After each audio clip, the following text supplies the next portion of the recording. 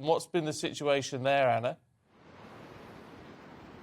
Good morning. Yes, it's rather wet and windy this morning. There's a warning out, a yellow weather warning, for ice. There's been gritters out on the road that I've seen. And there has been warnings out there for wind as well. There's been 60 to 70 mile an hour gusts of wind that have been going on. And it's been a real picture yesterday. There was roads closed, Humber Bridge closed for the fourth time in its history of opening, and it opened in 1981 because it was that severe, the weather conditions. With the rail as well, and public transport, that was delayed with many trains being cancelled, and Leeds Bradford Airport was affected as well with arrivals and departures. More than 500 people woke up this morning still with no power in their homes across the Yorkshire region, and it's had an impact on attractions as well, so attractions like the Yorkshire Wildlife Park and other parks had to close because of the wind, and there's warnings for more rain as well across the weekend, so we're looking at floods as well, potentially flooding to homes and businesses. That's another thing there to look out for. Oh, it's a worrying situation. Anna, for now, thank you. Our reporter Bradley Harris is in Wales. Bradley, hello. How are things going there? Well, as you can see, the wind is still picking up. I've come 25 miles west of the Welsh capital to the seaside town of Porthcawl in the county borough of Bridgend. The last 24 hours have been a whirlwind, quite literally. Most schools in Wales have been closed. Transport trains, for the first time ever, were cancelled. All trains in Wales cancelled.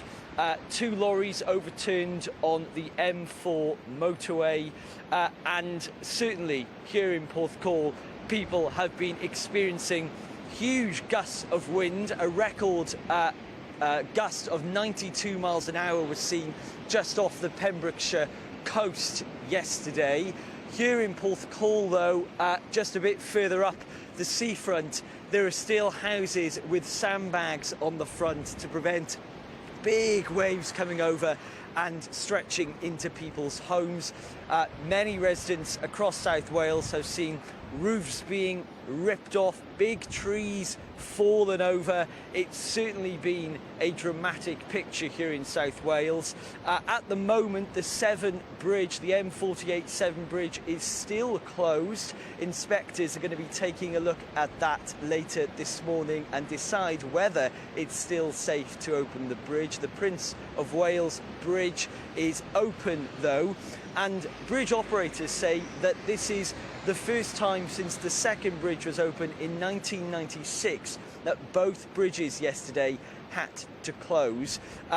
As you know, normally I report in the northwest. I was travelling down to South Wales on a 4-hour journey. Many people still travelling very slowly, 50 miles an hour. There was a 40 mile per hour speed limit on the M4 yesterday, and a large part of the M4 on the junction going into Pyle in Bridgend was closed off. Big cones cordoning that off because of the 2 lorries that overturned there yesterday. So certainly many people will be trying to find out how they can carry on with the rescue efforts from the impact that South Wales is seeing. The Met Office has issued a yellow warning for wind for the rest of today.